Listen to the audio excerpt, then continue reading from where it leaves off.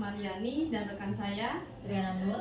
Kami calon guru penggerak angkatan 10 dari Kota Samarinda. Dan saat ini kami bersama dengan Bapak Taufik, Kepala SMP Negeri 17 Samarinda. Assalamualaikum Pak Taufik. Waalaikumsalam warahmatullahi wabarakatuh. Apa kabar Bapak hari ini? Alhamdulillah. Alhamdulillah baik. Kali ini kita akan berbincang-bincang Pak ya terkait dengan pengambilan keputusan Bapak di sekolah ini, terkait dengan kasus-kasus yang merupakan dilema etika atau bujukan moral. Mungkin langsung saja ke pertanyaan pertama Pak ya. Selama ini bagaimana Bapak dapat mengidentifikasi kasus-kasus yang merupakan dilema etika atau bujukan moral nih Pak di sekolah Bapak? Jadi pertama kita ini sekarang kan ada asesmen nasional dan hasilnya adalah rapot pendidikan. Jadi dari rapot pendidikan itulah kita lakukan perencanaan berbasis data. Kita analisis di rapot pendidikan itu dan memang 3 kali kita melaksanakan ANBK. Untuk SMP 17 selalu karakter yang rendah. Ada penyebabnya. Ya.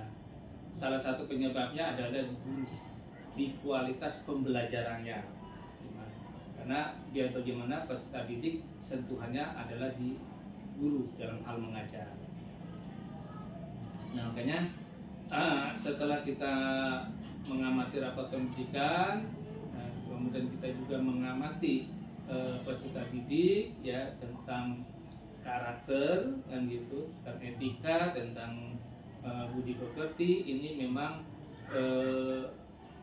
di tempat kita di SMP 17 perlu dilakukan pembenahan, perlu dilakukan pendekatan-pendekatan yang sifatnya untuk mengupayakan meningkatnya karakter anak kita. Nah, di berdasarkan rapat pendidikan lah kita lakukan mengidentifikasi permasalahan-permasalahan tentang karakter. Baik Pak ya. Kemudian Pak, pertanyaan kedua, selama ini kan sudah terjadi demikian. Nah, bagaimana Bapak menjalankan pengambilan keputusan di sekolah Bapak, terutama untuk kasus-kasus di mana ada 2 kepentingan yang sama-sama benar atau yang sama-sama mengandung nilai kebajikan, Pak? Jadi untuk mengambil suatu keputusan di tempat kita selalu dilakukan musyawarah mufakatnya. Jadi diambil sisi nilai-nilai yang berfokus pada peserta didik dan gitu. Sebagai contoh misalkan terkait dengan siswa merokok kan itu, maka kita cara penanganannya seperti apa ya, jangan sampai terjadi permasalahan kita melapor kepada orang tua, anak malah dijadikan sasaran marah orang tua dengan dipukul gitu kan. Nah, jadi jangan sampai terjadi seperti itu, makanya kita mengambil sikap-sikap yang menghindari terjadi kekerasan, dan membiarkan anak-anak untuk terus berlanjut melakukan tindakan-tindakan yang tidak terpuji dan gitu. Jadi tetap kita tegas, namun tegasnya tidak tegas dalam arti kata tidak kekerasan, ya. Kan gitu. Tapi tegasnya tetap kita anak-anak harus bertanggung jawab dengan apa yang dia lakukan. Contohnya kita beri anak-anak tugas yang terkait dengan apa yang dia lakukan. Misalkan anak melakukan merokok, maka kita carikan tugas anak membaca artikel tentang bahaya merokok, kemudian dia rampung, dia ringkas, kemudian cerita kepada teman-teman yang lain bahwa bahayanya efek rokok seperti itu. Jadi kita berusaha untuk menghindari hal-hal yang negatif, baik kepada peserta didik khususnya yang itu jangan sampai terjadi kekerasan fisik di akibat itu. Kalau toh misalkan kita laporkan kepada orang tua, juga kita upayakan cara melapor kita pada orang tua yang supaya orang tua tidak timbul emosi. Ya, betul. Benar Pak ya, kasus dilema etika Pak ya sebenarnya itu berarti di sisi lain kita mau melakukan proses pendisiplinan, tapi ada rasa kasihan juga gitu ketika kita beritahu orang tua takutnya anak ini nanti dihukum atau diberi kekerasan oleh orang tua. Oleh sebab itu mungkin Bapak atau pihak sekolah mendampingi gitu Pak ya, Ya. agar diberikan sanksi-sanksi yang positif tentunya. Oke Pak, mungkin pertanyaan berikutnya, langkah-langkah atau prosedur seperti apa yang biasanya Bapak lakukan selama ini? Itu langkah-langkah yang kita lakukan, yaitu kalau misalnya kita menemukan suatu kasus, kita segera untuk menindaklanjuti, kita rapat, kemudian untuk mengambil langkah-langkah kita untuk supaya anak ini menyadari tentang apa yang dilakukan dan tidak timbul permasalahan baru buat anak ini, yaitu dalam arti misalkan tadi kita ingin menyelesaikan permasalahannya, tetapi malah justru anak ini menjadi korban kekerasan kan gitu. Dan makanya upaya pendekatan itu yang paling penting. Kita berupaya untuk melakukan pendekatan kepada peserta didik, pada anak-anak kita kan gitu. Dan kita juga di sini mencegah juga untuk bapak ibu guru, khususnya bapak ibu apa itu jangan merokok kan gitu di lingkungan sekolah kan gitu. Misalkan tujuan merokok, atau misalkan perundungan kan gitu juga, itu jangan sampai mengakibatkan timbulnya terjadi antar orang tua saling ribut gara-gara anak-anak perundungan ini. Ini pun kita cegah. Nah, upayanya yaitu tadi, upayanya begitu kita mendapatkan kasus, kita langsung rapat, kita langsung ngambil tindakan kan gitu untuk mengatasi permasalahan ini supaya tidak berlalu. Iya, baik. Bagus sekali Pak ya untuk langkah-langkah atau prosedur yang sudah dilakukan oleh sekolah ini. Baik Pak, pertanyaan selanjutnya ya, hal apa saja yang selama ini Bapak anggap penting dalam pengambilan keputusan pada kasus-kasus bullying etika Pak? Seperti tadi Bapak contohkan merokok, bullying dan seterusnya. Kita yang efektif ya, begitu kita ada menemukan kasus langsung cepat kita tangani kan gitu. Dan semua teman-teman di sini guru harus kompak. Jangan sampai yang satu buat anak ini sadar, tapi yang satu malah ada yang melindungi kan gitu. Karena terjadi seperti itu, teman-teman tuh masih ada yang melindungi kan gitu, atau ada yang membiarkan kan gitu. Biar aja, cuek aja kan tuh. Padahal ini enggak ya, yang namanya pendidikan itu, apakah ini anak ini diajar sama kita atau tidak, kita temukan ya harus kita segera bertindak. Dan kita harus kompak, guru-guru harus kompak untuk melakukan tindakan kan gitu.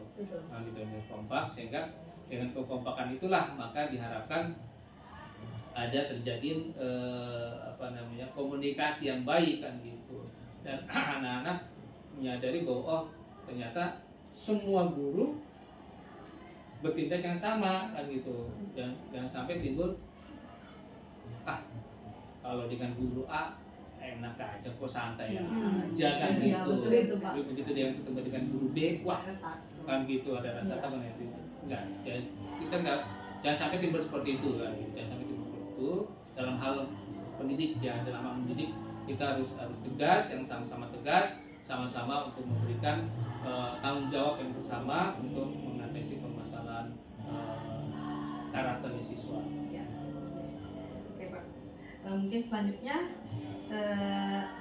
hal apa saja nih Pak yang merupakan tantangan dalam pengambilan keputusan pada kasus-kasus yang tadi disebutkan seperti merokok, bullying dan tantangannya ya menghadapi orang tua siswa yang istilahnya dia orang tuanya nggak nerima akan itu anaknya ini, terus langsung orang tua melakukan kekerasan pada anaknya.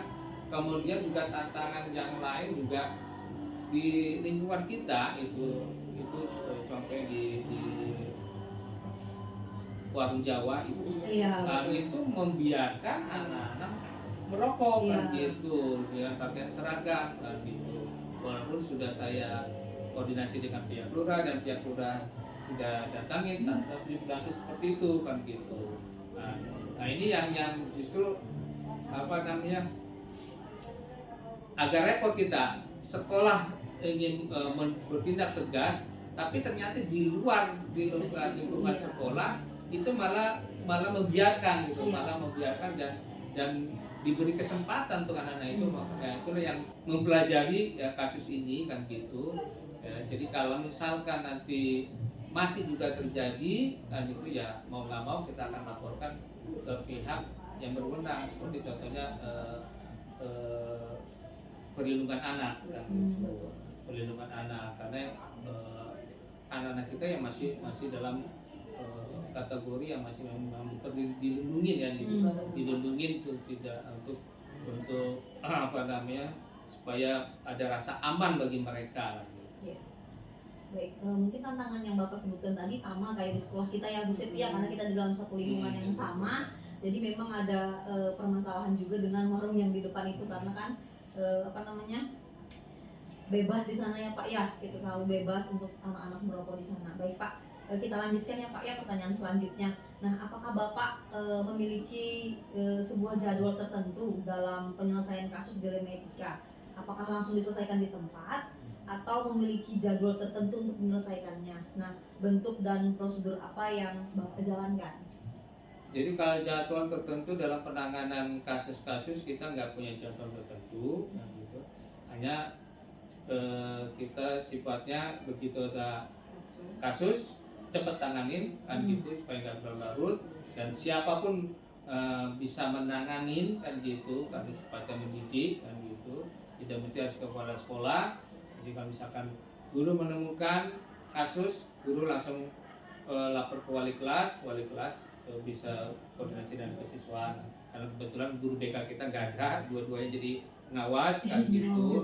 Nah, makanya dan untuk seluruh guru pada dasarnya adalah bisa menjadi guru BK kan gitu, gitu. Membimbing, karena tugasnya guru tidak hanya mengajar tapi juga mendidik, membimbing kan gitu. Nah ini, jadi sifatnya seperti itu. Jadi tidak menjadwal kan itu, tapi begitu ada menemukan permasalahan tentang karakter ya kita langsung lakukan pembinaan kan gitu. Dan kita kan punya di sini punya tim perlindungan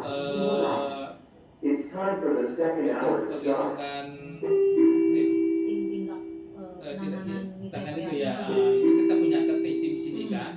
Ya, tim itulah yang nanti akan melakukan menyelesaikan permasalahan itu. Oke, mungkin pertanyaan selanjutnya Pak ya, adakah seseorang atau faktor-faktor yang selama ini membantu atau mempermudahkan Bapak dalam pengambilan keputusan dalam kasus-kasus dilema etika tadi Pak? Ya, salah satunya lurah, komite kan gitu. Jadi pihak-pihak yang membantu kita ya komite sekolah, pihak kelurahan, babinsa, kamtibmas, itu yang istilahnya yang sering kita, khususnya yang di warung Jawa itu yang sering kita minta bantuan kan gitu. Karena kalau kita mengambil tindakan sendiri secara hukum kan ya nggak bisa kan gitu. Tapi kalau misalkan pihak kamtibmas, kelurahan itu lebih ini kan lebih mereka lebih punya hak, lebih power dan punya hak untuk melakukan ini dibandingkan kita. Nah, gitu. Jadi memang kerjasama kita ya hanya seperti itu saja. Ya, baik Pak. Kita sudah sampai di pertanyaan terakhir nih Pak, dan ini mungkin kesimpulan yang dapat kita sama-sama simpulkan dari semua yang tadi Bapak telah sampaikan ya. Nah, pembelajaran apa nih Pak yang bisa Bapak petik dari pengalaman Bapak mengambil keputusan dilema etika? Ya, bahwa yang namanya karakter itu sekarang ini menjadi tolak ukur untuk kelulusan. Kalau dulu mungkin kelulusan ditinjau dari segi hasil ujian nasional. Kalau sekarang ditinjau dari literasi, numerasi, dan karakter kan gitu. Jadi memang karakter inilah yang memang harus kita lakukan peningkatan pembinaan yang gitu. Jadi terkadang guru itu membuat modul ajar, mencantumkan dimensi profil Pancasila, ya, tetapi lupa untuk menerapkannya di dalam pembelajaran. tentang kata-kata misalkan salah satu terkait dengan kreativitas, tapi guru tidak menerapkan kreativitas, terkait gotong royong, ada kolaborasi, guru tidak melakukan menyuruh anak-anak untuk melakukan kolaborasi. Nah itulah yang harus PR lah buat saya, yang harus saya lakukan untuk melakukan pembinaan kepada bapak ibu guru, karena seperti di awal saya katakan, rendahnya karakter salah satu disebabkan oleh proses pembelajaran atau proses pembelajaran yang perlu dilakukan pembinaan. Ya, baik Bapak, terima kasih kesempatan yang diberikan. Silakan Ibu Sakti. Ya, terima kasih banyak Pak ya atas waktu dan kesempatan yang Bapak berikan untuk berdiskusi dan berbincang-bincang dengan kami calon guru penggerak angkatan 10. Insya Allah yang sudah Bapak sampaikan sangat-sangat bagus dan menginspirasi kami tentunya nanti sebagai pemimpin pembelajar di sekolah kami. Terima kasih banyak Pak. Sama-sama, Assalamualaikum, sukses. Pak. Sukses. Iya. Ini kami bersama dengan Bapak Dedi Kurniawan. Beliau adalah wakil kesiswaan di SMK Negeri 20 Samarinda. Assalamualaikum Pak Dedi. Waalaikumsalam warahmatullahi wabarakatuh. Apa kabar Pak? Alhamdulillah baik Bu. Oke, kita hari ini berbincang-bincang sedikit tentang dilema etika atau wujukan moral gitu Pak ya, tentang pengambilan keputusan Bapak sebagai wakil kesiswaan tentang kasus-kasus dilema etika yang ada di SMK Negeri 20. Mungkin langsung saja ke pertanyaan pertama Pak ya. Selama ini bagaimana Bapak dapat mengidentifikasi nih Pak kasus-kasus yang merupakan dilema etika atau wujukan moral? Etika ini cenderung lebih sulit ya untuk menemukan pemecahan masalahnya. Kalau semisal kayak wujukan moral itu mungkin kita lebih bisa cepat mencari jalan keluarnya atau memutuskan persoalannya. Tapi kalau di dilema etika ini kita menemukan sedikit problem itu terkait ya tingkat pertemanan antar sesama guru ataupun sesama siswa, ada sisi baik dan sisi buruknya guru ataupun siswa. Jadi kalau dilema etika ini rasanya memang sedikit lebih tricky dalam pemecahan masalahnya. Berbeda dengan wujukan moral, itu kita bisa langsung memutuskan mata rantai permasalahan. Ya, baik Pak ya. Selanjutnya Pak, pertanyaan kedua. Nah, selama ini kan Bapak sudah menjadi wakil kesiswaan ya Pak ya. Nah, bagaimana Bapak mengambil keputusan di sekolah Bapak, terutama untuk kasus-kasus di mana ada dua kepentingan yang sama-sama benar atau yang sama-sama mengandung nilai kebijakan Pak?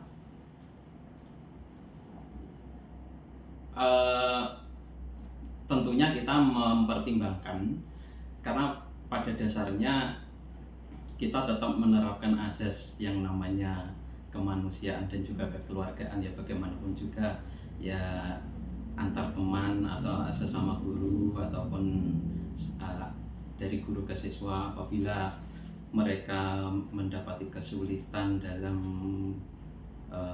teknis belajar ataupun mengajarnya guru ataupun siswa, kita cari tetap antara positif dan negatifnya. Apabila memang lebih banyak negatifnya, ya mau tidak mau kita putuskan meskipun dengan rasa berat hati, ya tetap keputusan bagaimana caranya agar sistem dalam sekolah tetap berjalan. Kalaupun memang terpaksa siswa ataupun guru itu harus kita lepas, ya terpaksa kita lepas. Tapi harus tetap dengan berbagai macam pertimbangan yang dirasa bukan hanya saya saja yang memutuskan, tentunya kepala sekolah ataupun wakil-wakil yang lain dan semua komponen di dalam sekolah lah intinya. Kita tidak bisa langsung menjudge ini itu baik buruknya gitu, tidak bisa. Oke, mungkin ke pertanyaan ketiga nih Pak ya. Kemudian langkah-langkah atau prosedur seperti apa nih yang sudah Bapak lakukan selama ini gitu, terkait dilema etika tadi?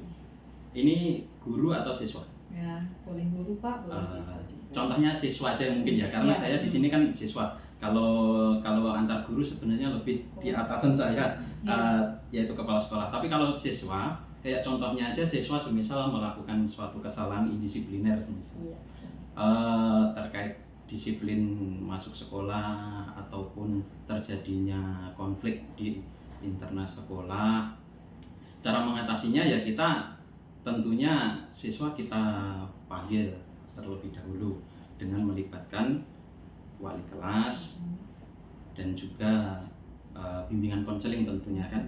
Ya di sini bimbingan konseling bukan semata-mata pemberi punishment ya atau hukuman ya, tapi kita tujuan ke konseling kita ya untuk bagaimana ini nanti menemukan jalan keluarnya yang terbaik. Sejauh ini sih kita memutuskan siswa itu ya berdasarkan itu tadi, masukan-masukan dari wali kelas seperti apa track recordnya anak ini, siswa ini, dari bimbingan konseling juga seperti apa, baru kita memutuskan yang ya anak ini bisa tetap lanjut ataupun selesai di keluar lah intinya seperti, atau tidak naik kelas. Oke, baik. Bagus sekali langkah-langkah yang sudah Bapak sampaikan tadi ya, atau prosedur apa yang sudah Bapak lakukan selama ini. Baik, selanjutnya Pak ya, hal-hal apa saja yang selama ini tuh Bapak anggap efektif dalam pengambilan keputusan pada kasus-kasus dilema etika? Yang paling efektif tentunya ya dengan mempertemukan dari berbagai pihak ya, yaitu tadi mulai wali kelas, bimbingan konseling, orang tua terutama, orang tua siswa, karena kita memutuskan segala sesuatunya itu berdasarkan portofolio tentunya. Kita memutuskan sendiri satu belah pihak dari sekolah, takutnya atau khawatirnya nanti orang tua ada keberatan atau apa. Tapi ketika kita memutuskan itu punishment ataupun ya hukuman atau pemutusan suatu kasus, itu apabila dari orang tua, dari sekolah sudah sama-sama mengetahui dan paham, dan itu menjadi istilahnya itu jalan yang terbaik lah, kita ambil tengah-tengahnya ya sudah, berarti kita sudah legowo, tidak ada permasalahan lagi. Betul sekali Pak ya. Luar biasa sekali yang sudah Bapak lakukan selama ini Pak ya. Mungkin ke pertanyaan berikutnya, jadi menurut Bapak nih, hal-hal apa saja yang merupakan tantangan nih Pak, tantangan dalam pengambilan keputusan pada kasus dilema etika tadi? Tentunya kan kita setiap menangani kasus tuh ada tantangannya, walaupun dianggap kasus yang sederhana pasti ada memiliki tantangan. Menurut Bapak tantangan-tantangan apa saja yang Bapak temui selama menangani kasus dilema etika tadi? Tantangan yang paling terasa itu sebenarnya di komunikasi ya. Ada kadang antara orang tua, antar wali kelas atau apa itu ada komunikasi, itu yang paling banyak ditemui sih itu, sehingga menyebabkan sebenarnya permasalahan ini sudah ada jalan keluarnya nih, tapi karena komunikasi itu bisa akhirnya melebar kemana-mana, atau bahkan ya akan ketemu jalan keluarnya, cuman membutuhkan waktu yang lebih lama. Tapi pada akhirnya ya akan ketemu juga sih sebenarnya. Baik Pak ya, pertanyaan selanjutnya. Nah, apakah Bapak memiliki sebuah jalur tertentu dalam sebuah penyelesaian kasus dilema etika, ataukah langsung diselesaikan di tempat, atau punya jadwal sendiri untuk menyelesaikannya? Bentuk atau prosedur apa yang Bapak lakukan? Ya tentunya suatu permasalahan apabila bisa langsung diselesaikan, ya harapannya kita langsung bisa selesai.